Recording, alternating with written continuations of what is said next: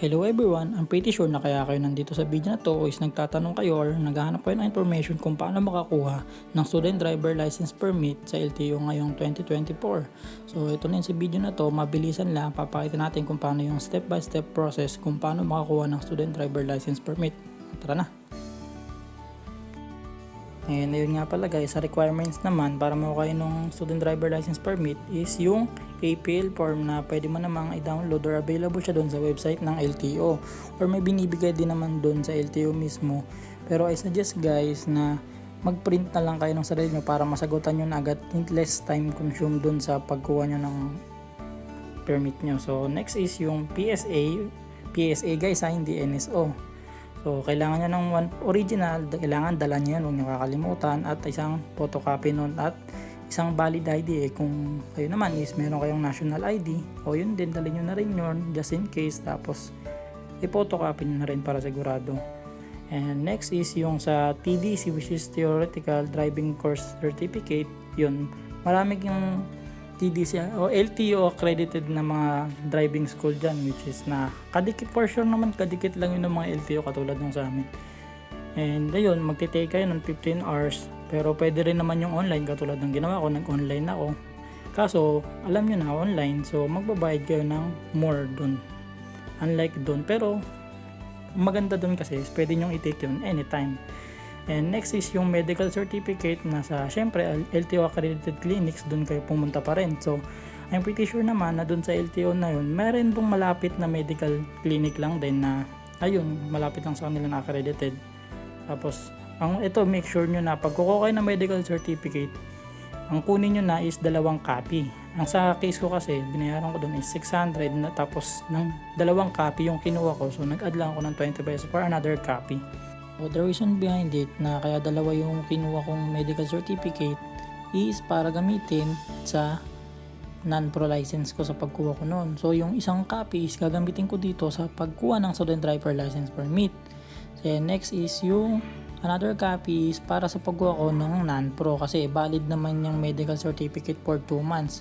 And syempre bago ka makapag-proceed after mo ng student driver license para makapag non-pro ka, kailangan mo magantay ng 1 month. So ayun, magagamit ko rin siya, so mas makakatipid ka nga.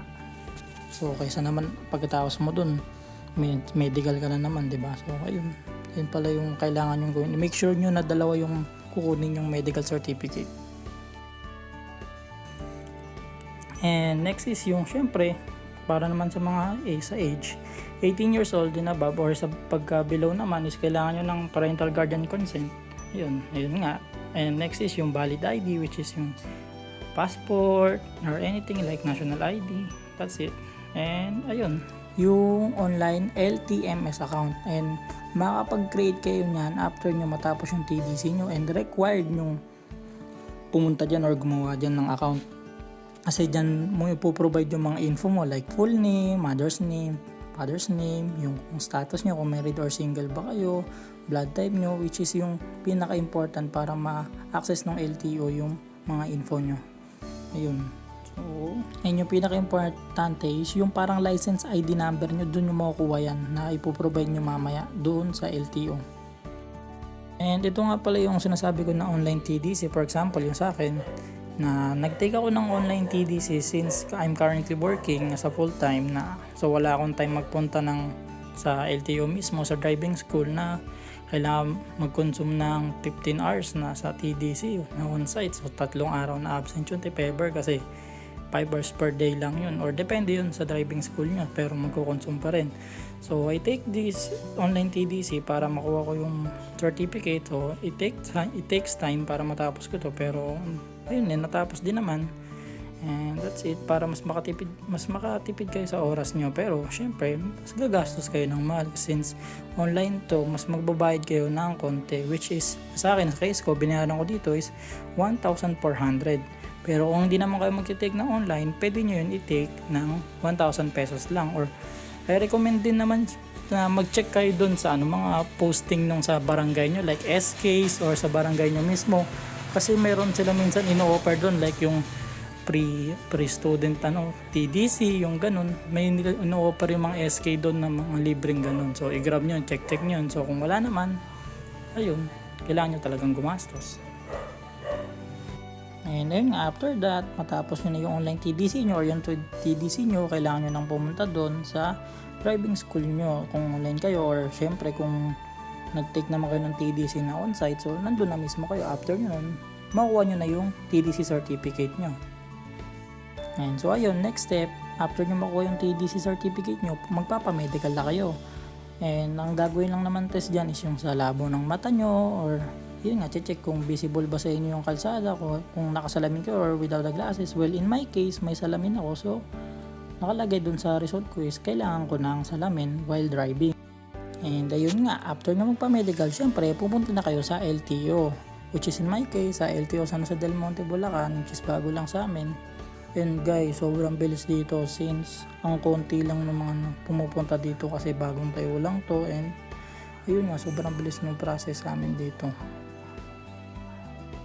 And pagpasok nyo dyan, may guard naman dyan na titignan yung requirements nyo kung kumpleto ba, titingin yung PSA nyo, yung copy nyo, yung ayun nga, yung mga national ID, things like that, valid ID. Tapos after nun, mapuproceed kayo dun sa help desk, which is tuturo naman din yun yung security guard. And guys, make sure magdala kayo ng sarili nyong ballpen, yun pala nakalimutan ko. And ayun, kukunin ni kuya or ni ate yung requirements nyo, titignan kung kumpleto, hihingin dyan yung original PSA nyo. And don't worry naman, ibabalik naman din yun guys pagtawag sa inyo dun sa desk, sa Windows. And ayun, papa-open kayo and mag-aantay na lang kayo na matawag kayo doon sa window na kung saan man naka-assign sa inyo. And for sure, window 1. And so ayan nga pala, may process nga pala doon na nakalagay na sa LTO sa amin, which is sobrang helpful kung di mo alam yung gagawin mo. And ayun, tatawagin sa ang nakalagay dyan is 15 minutes, pero hindi tumagal ng 15 minutes since konti lang kami, or depende pa rin talaga sa LTO branch na mapupuntahan nyo. Then next step, ayun nga, pupunta kayo sa window 1, tatawagin kayo, tapos dyan mo na rin makukuha yung original PSA mo. Tapos after that, mag-aantay ka ulit ng ilang minuto, tapos tatawagin kayo doon sa window 7, like in my case nga window 7, na sa cashier, which is magbabayad kayo ng another 250 pesos para makuha nyo yung sa LTO. Ayun, bayad dun sa LTO licensing. That's it. Then after that, ayun nga, mag-aantay kayo ulit ng ilang minuto. Tapos yun nga, in my case naman, window 10, pipicturean na lang ako, tapos kukunin yung biometrics ko, and tapos nun, ayun na, nakuha mo na yung student driver license permit mo. And ayun nga, uwian na, halos inabot lang ako ng 1 hour or ganun lang. So uwian na, let's go. And ito nga pala guys, yung total na ginastos ko dun sa pagkuha ng student driver license permit ngayong latest to 2024 November 27. So ngayon lang to. So ito nga, first is yung sa TDC, ang ginastos ko dyan is 1,400 kasi nga 'di ba, nag-online TDC ako. Pero kung kayo nga, pagka mag-onsite kayo, willing kayo mag-spend ng 2 to 3 days na training ng TDC onsite, 1,000 pesos lang yung babayaran nyo. So next is yung medical, sa amin naman is 600 pesos yung inabot dyan, pero alam ko mas mura sa iba dyan. So yun.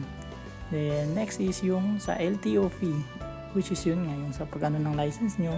So ayun nga, ang total na inabot ng sa akin is 2,250, pero kung hindi naman kayo mag-online TDC, ayun, so 1,850 lang. So ayun guys, pinaka-updated to, latest na latest. So ayun, goodbye, thank you. Haha, let's go, MCC number 1.